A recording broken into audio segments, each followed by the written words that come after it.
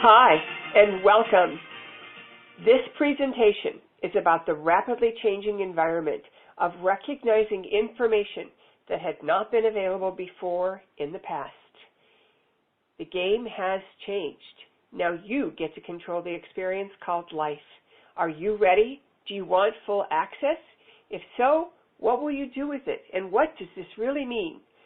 With this 5D knowledge, you can take advantage of skill sets, allowing you to become more plugged in to the new game in town.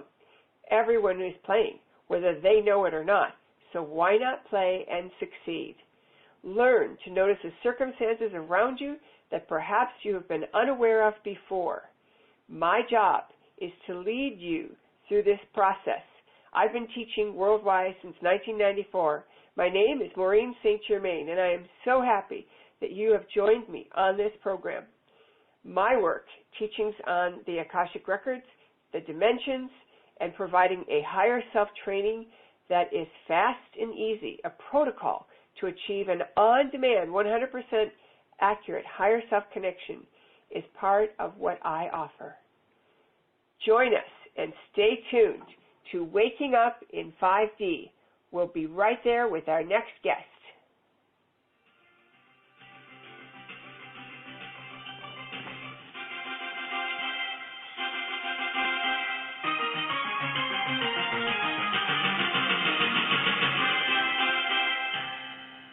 Hi, and welcome to another episode of Waking Up in 5D Summit. Our very special guest today is Mia Saenz. Mia is a love alchemist. As a third-generation metaphysical practitioner, Mia learned the wisdom of healing and prayer from her well-known grandmother. Mia is a self-love teacher for anyone who feels alone and yet dreams of knowing the joy of a love-soaked life. Through her work as a love teacher and coach, Mia has discovered the depth of love at all levels. Love truly is the gold the alchemists were seeking. Working through love changes the energy of your story and opens the connection to have all of life's purposes flow, which include love, money, and abundance. Mia works with people whose desire is to grow in their spiritual path, building a concrete foundation in all areas of life. Mia teaches love mastery and the spiritual elite with mystics and their natural gifts. In addition, Mia is also a media host and is the founder and editor-in-chief of Bella Mia Magazine, a transformational and a holistic living well magazine. Love changes the energy of your story. Welcome, Mia. Yay! Thank you, Maureen. It's a pleasure to be here. I agree. One of my favorite people. And, you know, I think love is the energy of 5D. So, of course, we're a match for this summit. Yes. And, you know, you've really taken like the bull by the horns, you know, and tamed the bull, so to speak. So, you know, how do you start out with a life that loves you back? What is that all about? You know, it's really interesting because it was one of my blind spots growing up and throughout my life. And a blind spot is simply something that we don't know.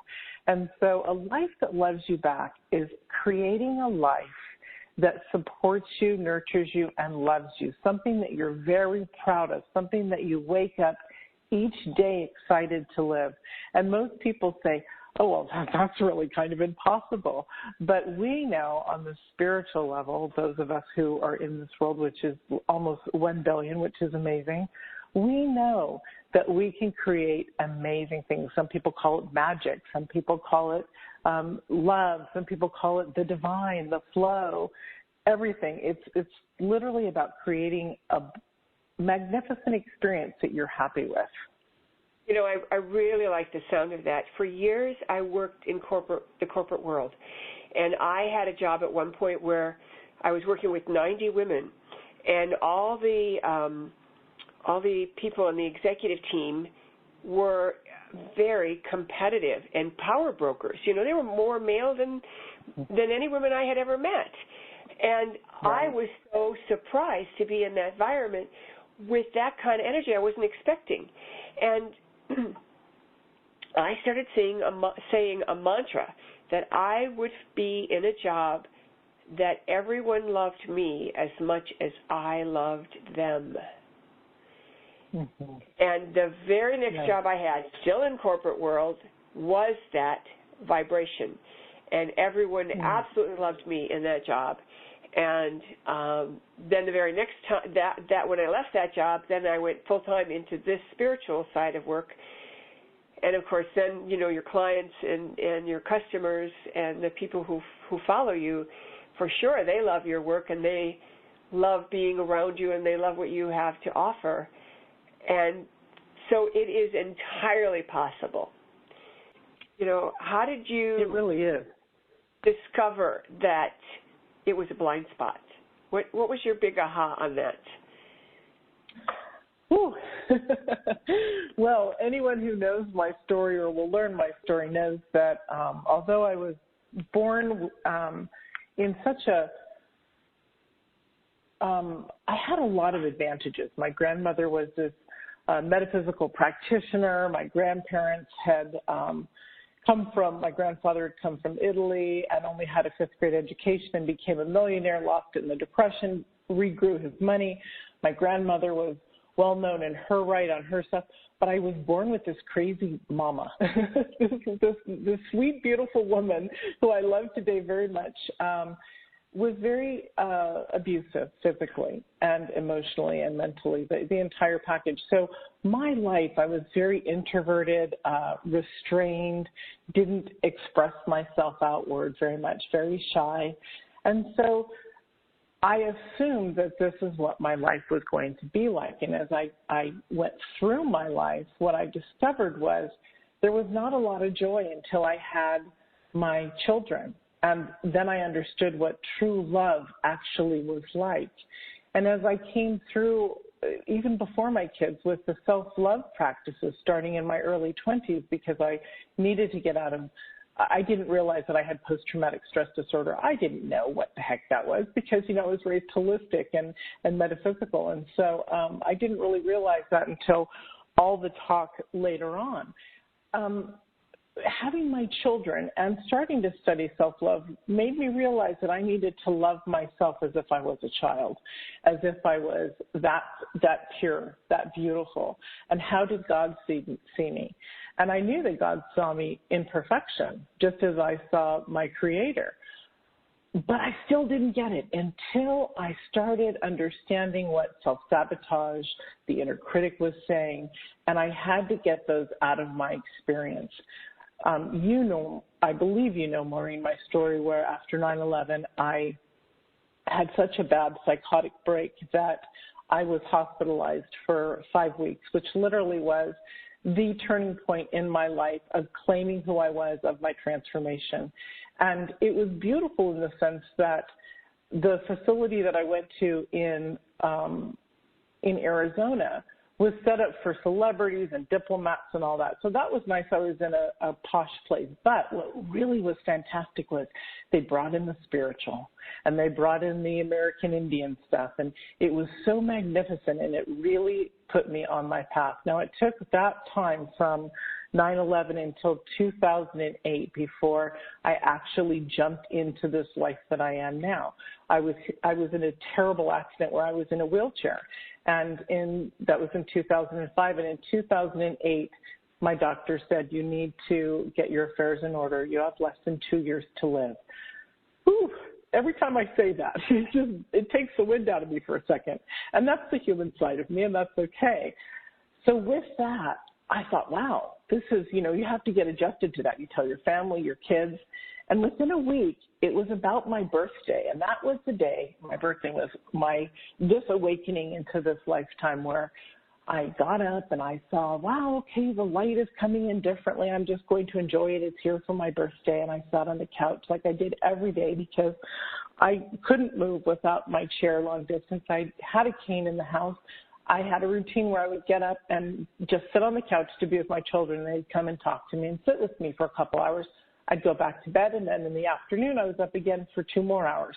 That was my life. It wasn't a life. So for me, I went from tragedy into seeing what my life literally could be like. I heard a voice. You know, I had my moment with God, and we all have several, and this was one of them. And I heard, you've been unhappy your whole life. What would it be like to be happy? And with that, it was my birthday. Yeah, isn't that powerful? Yeah. With that, and it was my birthday, I could see my self-saboteur across the room, myself on a stool going, we're not going to play this game. We're going to stay exactly where we are. You're going to be fine. At the very end, you're still going to be fine. You're not going to die. And I thought, forget it. This is my birthday. This is the first example of putting me first in self-love. And I said, I'm going to play with this because God is talking to me. And so the message came, examine your life in all the areas that are important to you. Dream them, believe them, and then create it. So that's where my first process came from, dream, believe, create. And it's in the book that I'm giving away to everybody.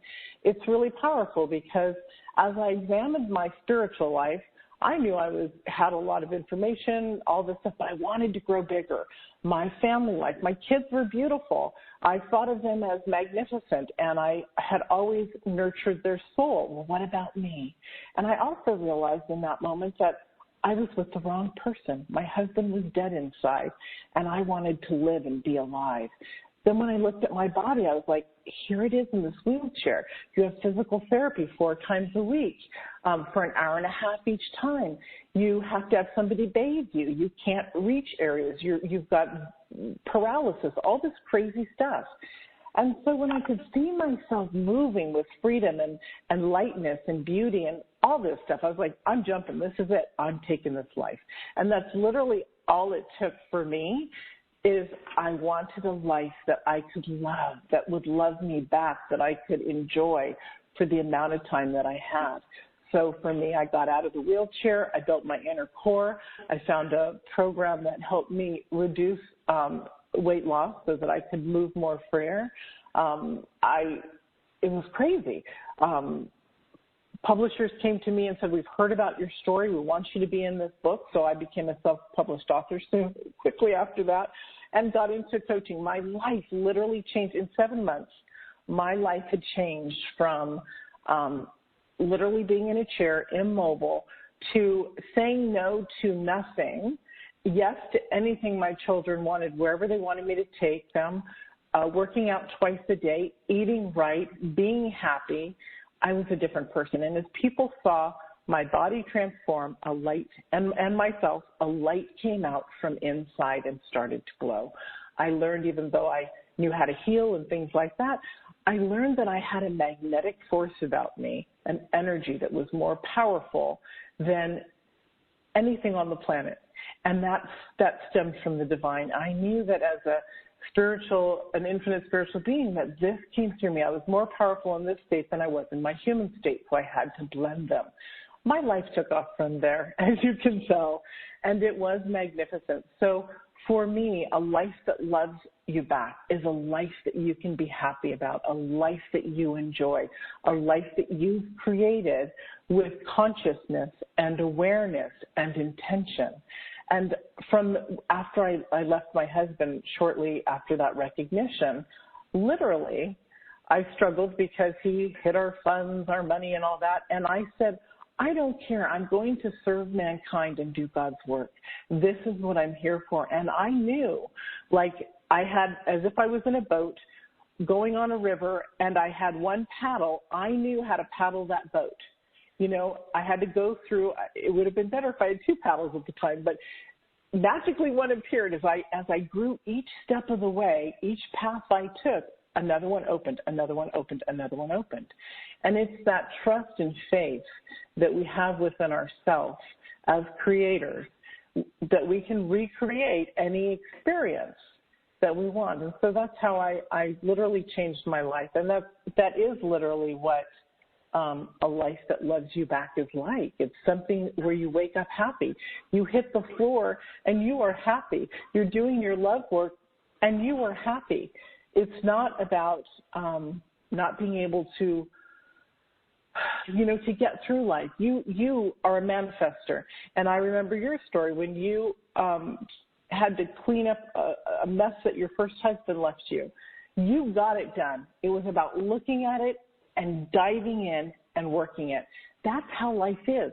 We have to dive in and work it no matter what it is. So why don't we do it in the right way, in the spiritual way, in creating a life that is magnificent, not because, I'm talking about spirituality, but because in the human form too, I want to feel better. I want to enjoy this experience. I want to have sensations of all kind because that's my divine right in this human body. And no longer am I in a chair, and I haven't been since that time. And, dance, wear high heels, great fun, great fun. Well, it's quite interesting because I just did an interview and someone asked me, well, what is it like to wake up in 5D? And one of the qualities, of course, is you do wake up happy. You look forward to whatever it is. And it doesn't mean that you're not going to have stuff happen or you're not going to have drama. But the difference is when you wake up happy and you created that life that loves you back, what happens is other people's drama doesn't affect you. It's kind of like Neo in The Matrix when he saw those bullets coming in and he's stepping sideways and, jumping up, and you look at that and you think, wow, I didn't even know he could do that. And he didn't either. And that's the energy vibration. You don't know you can do it, but when you create that big energy of unconditional love inside of you, so how do you do that conscious self-love? Conscious self-love is any form of love and self-love, but with a conscious intention, with the awareness that we're doing it for us because we are magnificent. If I'm talking to somebody, obviously not you, but if I'm talking to somebody who is shaky on their idea of what their connection to the divine is, I would ask them, do you believe you have a soul? Yes, I do. Okay, great. So do you believe that you're from the God energy? Are you from God? Yes, I do. Wonderful. So that means you're an infinite spiritual being. And they pause and go, that's pretty exciting. I'm an infinite spiritual being. Yes, you are. Now, can you imagine blending that with your body and being in charge? And this is just a vehicle that gets us from here to there. Oh, that's kind of interesting. Yeah, I can get there. I can see that. So as we create who we are, that's one perfect step to show our magnificence. We are magnificent simply because we are. It's our birthright. As an infinite spiritual being here on planet Earth in this human body, we are magnificent. So as we claim in the conscious awareness of who we are divinely spiritual, we're infinite spiritual beings, we have greater power over anything else on this planet in a loving way. So that means that when we put our conscious awareness or the conscious intention of self-love, I am making my morning coffee, tea, or lemon water because I'm amazing. It's going to fill my body with so much yumminess because I'm nurturing myself. I'm doing it with the awareness that this is for me. This is to support me. People go through life with just doing it without even thinking. That's why we have problems with alcohol and certain foods and this and that, because society has told us that this is okay. But when you look at it and you say, okay, so if I had 10 glasses of vodka at night, how would my body respond? And of course I went overboard there to show the dramatization. You'd be kind of wobbly and you'd be very sick. Is that good for your body? And then when you think about it going into your organs, no, it's not. So it's literally about what is best for you, but being aware of it in every step of the way. This is your life, so why not embrace every aspect of who you are? This is our experience to grow, to move through things, to possibly not even return to planet Earth unless we want to move on to other areas to experience with our soul. But the point is get it right now while you're here. Do the work so that you can grow and live the most amazing life that you were meant to live. Our soul is so great and vast that we're not here to not live life. We are here to live it in a very big way. So start with yourself. understand, build that love, which builds that confidence, which builds that empowerment, which builds that strength and commitment, and move forward step by step. Everyone, you're doing well. You're taking these steps, you're doing well. Be gentle with yourself, but keep moving forward. And if you go backwards on your thought process and start to call yourself names, your inner critic comes in, it's okay. Just shut that down, close that door, do your affirmation, do your work that realigns your consciousness, realigns you to your consciousness so that you are thinking smooth thoughts for yourself. I oftentimes do just a simple realigning for myself if I'm even slightly out of balance. And it's not mine. I took part of it from Access Consciousness, and I'm not an Access Consciousness person, but I have many friends who are. And it is everything good comes to me with ease, joy, and glory. Now, I don't go into the other stuff that Access Consciousness talks about because I know that when I say those words and I understand those words, that's a huge abundance hit. Not everybody thinks and speaks the same way. So for me, that works. So find what works for you and just keep elevating your awareness. So now I want to talk about the inner child, but before we do, I want to tell a quick story. On one of the other summit interviews, I talked about my husband and his behavior my first day back, and a couple of days later I said to him, well, your 5-year-old came out when you did that. And this is a 5D response because, number one, I wasn't upset or annoyed when he did it. I just responded to his need. And it wasn't until a couple of days later when he was asking me about something for me that it occurred, kind of came up. And I said, yeah, well, my 5-year-old comes out, I want to hang around in a store and shop a little and just kind of look at things because I like to look at things. And I said, you're not going to be happy if you take me to the store and I'm not ready to walk out right away. And that's when I said, and your 5-year-old came out, the other day when you demanded lunch on my first day back at my desk. And so let's talk about the inner child. And, I know you mean something very specific when you talk about the inner child and nurturing the inner child, but how do you look after the inner child? I look after the inner child by, and I recommend that people go to my site for this free video that I have, and if you request it, I'll send it to you for free, the inner child meditation process that I created, I think, 10 years ago. But it's been redone on an album, so I utilize that one now, so it has better sound quality. So the inner child is who we are, that is the younger self. So I've gone in and I have my client and the world, because I share this stuff openly with the world, I have us go in with a process that literally just relaxes us. So we're introduced to our younger self. And when we love and nurture that little being, it's a little child, just like our own little children. She, I'm not a he, so I'm going to refer to all of this as she, but if you're a man listening, awesome, and just put he in there. She was very scared when she first met me, and most people say that their younger self is very timid to meet them. And I said, well, of course. Why is that? Because we need to go in and love her. We're first told that to be quiet, to go stand in the corner, to be seen and not heard, to think before we speak, all these negative things. So the younger self is very afraid.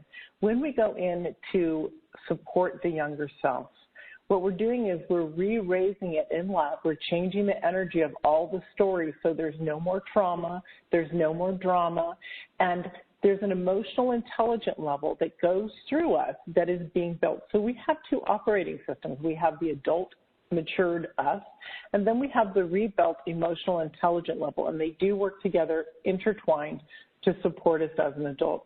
The inner child is who we are. The inner child is the younger us. We have many different age groups, many different levels, but it's all the same. And as we go in and love her, for me, love her and support her, each time she sees me, since we had gone through all that stuff years ago, she is so happy, so joyous, so supported and loved. And I say to you, do not move on from each age group of your inner child until it's worked on and healed. There's many things for many different people in different age ranges. Some people have had something disruptive from 3 to 5 or 6 to 7 or, 9 and 10, 11 and 12, whatever it is.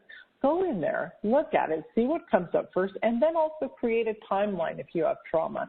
And go in for that timeline. I'm going in at age 7 to confront, to heal, to love my younger self about my child molester.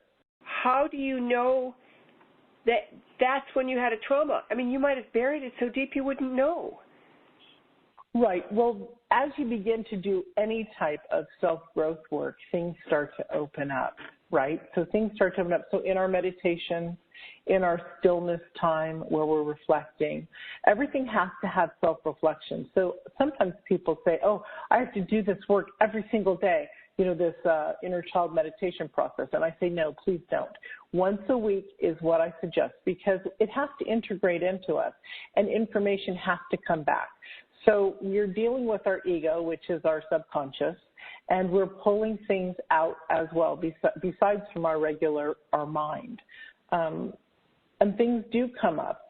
And if they don't come up and they're not affecting you, let them go. If you're not struggling with something, you don't have to dig for it unless you know that it's there or unless it presents itself. I never suggest for people to go on an archaeological dig within themselves to retrieve stuff that's not even disturbing them or aware. Yes, it's buried, but if it's not affecting them, it doesn't really matter, does it? No, what matters is the beauty that we become and who we are. Yeah, I guess what I was really thinking is about a process that I developed that has to do with identifying a behavior that you have that you haven't been able to adjust. You recognize that you're behaving inappropriately in a situation, but every time it comes up, you still role play it out, even though you know better. And so I go in the other way. I go in the backwards way and identify the behavior and then transform it in the alternate reality and then reinstall it in the body, and then you're good to go. And I'll give you an example where I had myself reacting every time the chairman of my board of directors would mention my children, and I found myself feeling very defensive and anger in me. And one day I asked, do I have a problem with unresolved anger? And the answer was yes. So I did this reflective thing, but I did it in a very, very specific step-by-step way. And I discovered there was an angry little boy in me running the show every time I got the feeling that I was being treated differently than the men were being treated. And I was pretty sure that my board chairman would not have said those things about my children if I were a man. And so the next time he said, oh, you can't go to that meeting, it's after dinner, you probably have to take care of your kids. I'll get someone else to go. And I remember thinking, I don't think you should be bringing my kids up. And I said something like, I'll be there if I need to be there. And if I can't, I'll appoint a replacement. And I would really appreciate if you would not bring my children into it. Now, he's thinking he's being a nice guy. And my approach is, well, you don't have the real legal right to say these things this way to me. And I was, recoiling at it. So then the next time this happened and he said that, I looked at him and said, well, that was a little below the belt, don't you think? Now, what I had done in the alternate reality was to turn the angry little boy into a grown man who was balanced, both male and female. And the man in me spoke to the man in him. And that's a guy phrase. In my whole life, I've never said that to anybody. But he understood, and I wasn't even angry. I was totally balanced, totally cool. So I didn't have to do a lot of inner work. I just did one session with myself, and that was that. It's entirely possible to have something that happened to you in a childhood that you don't know what started it. You don't know what caused it. So then I started asking because I was curious, not because of a need. And my guidance came in and showed me a time that I was climbing a tree as a child. I grew up on a farm. We all worked and packed vegetables in the barn every day. We were in the barn at 7 a.m. and worked till 5 every day. So I'm climbing this tree, and my dad comes along and says, you have to get down. And I said, why? And he said, well, I don't want you to get hurt. And I said, well, my brothers are in this tree all the time. And he said, yeah, but they're boys. And that's when I created an angry little boy who wanted to make sure she got her fair share of the good stuff. So what I'm suggesting is there might be instances that you don't even know hit you. I agree with you. And that is true. But we are starting, I'm starting with the people who are transitioning. You're already established in your belief systems and you know what's right. So yes, in that aspect, you simply can, exactly what you did, address that feeling, figure out what it is, and shift it. I shift things all the time. If I discover that I have a behavior that I don't like or something's coming up, I do mine slightly differently, but it's gone because I refuse to be in that space because I see myself in the complete woman that I already am, in this divine, this human divinity. So it's similar in the sense that we're not allowing it to move forward, and yes, it can be healed with one episode. And I like that yours came out as a response, right? That probably blew him off his socks because he understood it. Right, but he wasn't even hearing from a woman. Yeah, it's true. I hadn't thought about it from that vantage point, but it definitely stopped that whole issue. So that's right. Wonderful. Yeah. So this kind of moves us right through to how do you master your thinking to gain what you want? I mean, we've talked a lot about willpower. We've talked a lot about, making the decision, but how do you get past the decision process to moving it through you as a willful choice? Well, the amazing thing about being human is we do have free will, right? So we can create or change or do whatever we want. For me, on mastering beliefs and how I teach it and how I live it and how I see it is literally when I'm looking at something that's disruptive to me or not beneficial. So let's give it, let's just say in a relationship, because most people can identify that with that. Say you have someone that broke up with you and you're upset, right? And so you're being triggered because you miss them or you love them or a song hits you or something like that. So you go with the aspect of, I'm hearing a song and all of a sudden I'm brought into this frustrating period with this person that I loved. I would look at it. First, I would identify, I don't want to feel that way, right? That's the number one. How do I shift and change it? Well, one, I'm telling myself, you are not going to think this way. So literally, it is a powerful sense. I don't consider that willpower. I consider it overriding what was already there. So I'm not allowing you, maybe it's the stage that I'm at, but I'm not allowing you to think that way.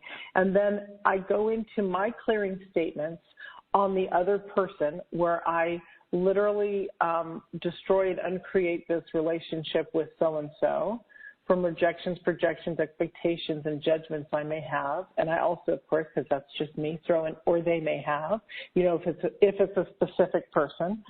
So as we see that, we start to get a lightness and we realize we don't want to, or I don't want to feel that way. Every time, so I say, every time this starts to come up, please let me know, identify something with me so it's not running around in my subconscious, allow it out so that I can heal this, so I can change this.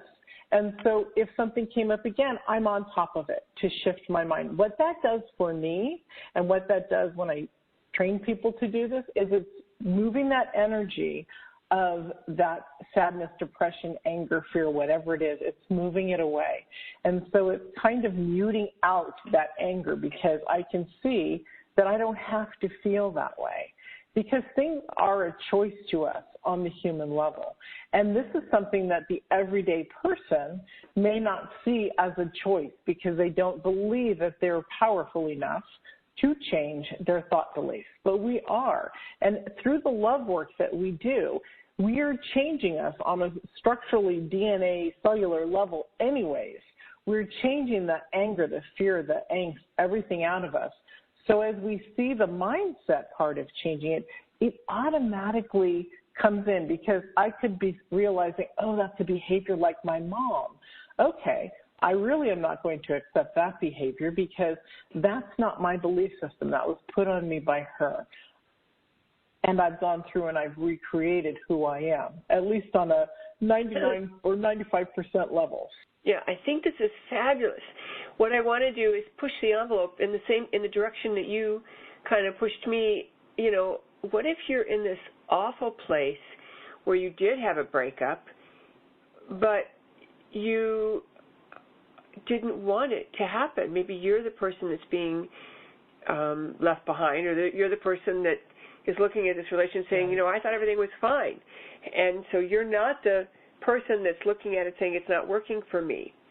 And the thing I call it is you're so unhappy that you want to be unhappy. It's like, don't make me do anything. I want to be miserable because I'm so mad and so hurt and so missing my beloved, or, you know, like that kind of energy, like that negative spiral. How do you pull out of that?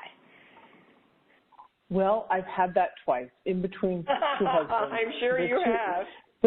The two deep relationships that I was in, I still love those men today. I'm actually still friendly with them. You know, we don't go out to dinner. Well, sometimes we do because it's been years. But it was painful, and I had to see it. And what really happened was, as I worked through the pain, so first of all, I identified years ago that I did not want to suffer anymore in my life. I didn't want pain. So when they left me, of course, like the first one, when he left on my birthday. On my birthday. He didn't show up for my birthday. I cried the entire night. And what his response was when he called me again was to say, I am sorry, I am suffering, and I'm in a dark hole, and I really sucked for doing this, and I'm so sorry. And at that point, I knew that we were through. That was my part. Whether he was through or not, that was my part. I loved him. I felt like he was actually the first person that I identified as traveling through time, you know, the soul that I've been with. And so it really hit me hard. Oh, my God, my soulmate's gone, blah, blah, blah, blah, blah. So I had to look at it. And it took me, I was in the dark night of my soul for a year. I lost our baby, all this stuff. And so it was. This is big. This is really big. This is good. It's very big. It's very big. And so how did I want to be? I actually had to call in my angel, besides Archangel Michael, but Ezekiel, who's my angel. I didn't know his name at the time. I found out years later through channels, through Archangel Michael, that he was Ezekiel. But I knew I had an angel because I was told by my spiritual teacher at the time, she said, you have this beautiful big angel on your right side. Do you know that? And I said, is it my dad? And she said, no, he's on your left. And I'm like, yay! So I literally called him. Yeah. So I knew I was loved, right? Right there, I'm loved. Yeah, but you're still in this dark place. I want to know what happened. How'd you so that's what I'm going to share, yes. So it literally was about a year to a month, you know, so like 11 months where I literally thought I was going to die. I finally said, I cannot take another breath, another moment, that's it. And I was living in Culver City in the restaurant district. And so we kept there were only 4 of us who lived in town, which was very cool. And I was in a loft, and I had the breeze blowing from the beach down, but I still had lots of fans. In West LA, we normally don't have, unless you have a posh new home, you normally don't have central AC. So I have all this air blowing on me, and I say, I cannot survive another night. If you're here, Ezekiel, well, I called him Angelo at the time. If you're here, Angelo, you know, for angel in Italian, if you're here, Angelo, just hold me, just hold me. And I tell you, this makes me emotional. I tell you, across my shoulders and part of my back was still.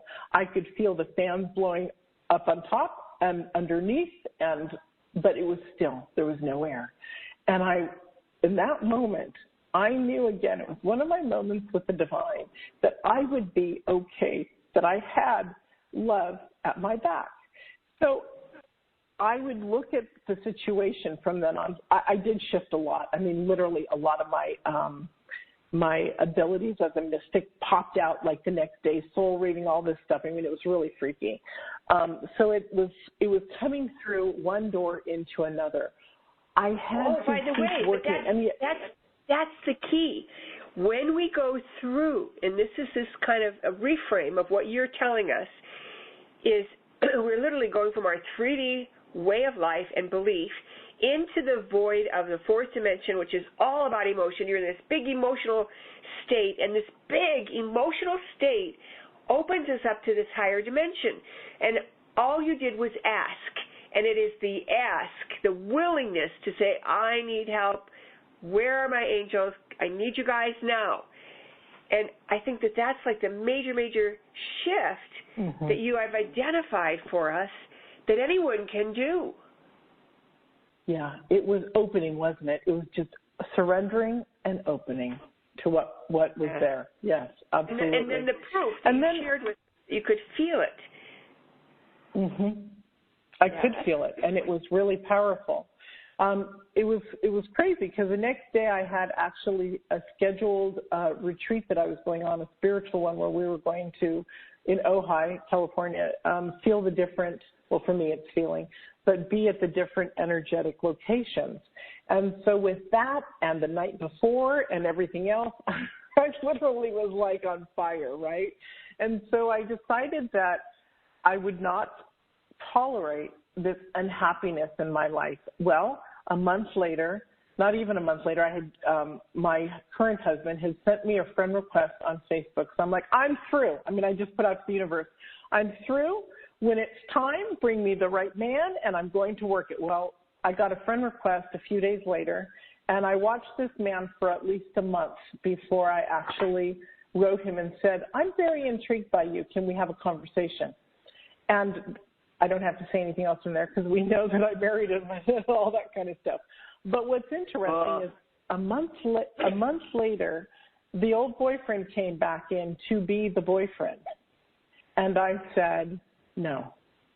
So again, I had to go above what I knew into where I wanted to go. So it's like anyone who is training for an athletic event or for a mass event or something, you have to go above what you already know. You have to reach out to where you want to go and not stay at the level you are. So it was very powerful. Now, I have to say, I do love this man. I loved his little girl. You know, I loved his daughter. So we kind of were a family. But I knew it wasn't right for me. I knew he wasn't right for me. He was at the time. He helped me grow, and he threw me into another element of who I am, helped assist, which is great. So when I thought in the framework of love and forgiveness, everything changed for me. Now, does it mean that I have to accept that it was okay? Do I want to see him hugging and kissing on another woman? No, I don't need to do any of that. None of us do. It's about what's smart for us. We do all sorts of crazy things to traumatize ourselves, you know, in the human level. Like a lot of women will go stalking their ex-boyfriend to look at their pictures. You can't do that stuff, ladies. You got to stay strong. Stay out of the drama. So it didn't take a short time. Yes, I met my husband and it was fabulous, but there was an underlying still love of this man. And so I had to work through it. Yeah, I don't know how you could not love a soulmate. I have had soulmates as well that I love to this day, even though I'm not with those people, you know, and that's okay. Right, exactly. Yes, because love just changes form. It doesn't leave. If it's love, we just change the form. We change from lover into someone we love. You know, it doesn't mean that we're going to be sleeping with them. It means that we love them, we give them their space, and we go about our own business having a great time in life. You're right. We don't hate them because we're not with them. I mean, that's not love, right? So it literally is about what will love do. When I ask people when they're confused on stuff, I say, okay, so step into the place of love and ask yourself, what would love do? Now, love is divine. So what would love do? And operate from that level, whether it's an email to somebody or whether you're talking to a friend you're mad at, or family member or whatever it is, what would love do? Somebody on the street who's homeless, who's asking for money, what would love do? If you don't have enough to give, you don't give. If you have an excess amount, hand them something if you know that they're going to utilize it, or buy them a meal and give that to them. I do that quite frequently. I'll ask them, what would you like to eat? And they'll tell me, and I'll get it, and I'll hand it to them, and I'll say, enjoy it, and I'll walk away. Because most of the time, if somebody doesn't have a home, they do need food. But if I didn't have it to give, I wouldn't be able to give, and I shouldn't. The idea of giving beyond what I have, we're not supposed to do that either. We need to fill ourselves up first, be completely full, so we can help others. And I'm not talking about food, everyone. I'm talking about our energy supply. I'm talking about if you are struggling with money right now, then if you have $2 in your wallet, you can give one away. But if you need that $2 for your next meal, then obviously it's not smart to give that away. You send them with the blessings that you know that they will be taken care of, and that's it. So it's literally what would love do in any situation. And by asking that question, we're actually creating an awareness that this is the vibration of 5D. What would love do? Because one of the things that I say to people is, if you're trying to figure out what it's like to be in 5D, remember a time when you've been in love and you first fall in love. And then, you're in LA traffic, as we talked about. It's so crazy sometimes. Mm-hmm. And, somebody pulls out in front of you or does something wacky, you go, oh, they must be having a bad day. You don't even get upset. You're just allowing. Right. That's being in love, and that's what love would do. And that, ladies and gentlemen, is what being in 5D is all about. I am so happy that we've had this amazing interview. And Mia, your story, especially the big reveal, is pretty impressive. You really walk your talk, and it is such a pleasure to have such a treasure as you. So any last words you'd like to share with our audience? Yes. You are not alone. Don't ever think you're alone. And also remember to view yourself the way God would view you. You are marvelous, you're magnificent, and you are deeply, deeply loved. And that's what I want people to hold in their heart. Thank you so much. Thank you, ladies and gentlemen. And thank you, Mia. You've been listening to Mia Saenz. And this is an episode of Waking Up in 5D Summit. Stay tuned for the next one. Looking forward to seeing you there.